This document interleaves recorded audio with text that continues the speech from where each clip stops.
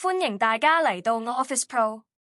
唔好忘記訂閱我哋嘅頻道，咁樣就可以第一時間收到我哋嘅更新。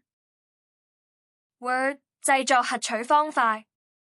首先要開咗開發人員設定，係檔案中嘅選項，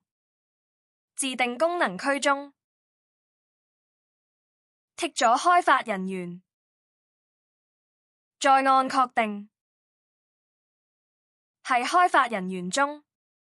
按核取方塊內容製項，預設為交叉。如果想改為剔，可以按屬性，係以核取符號，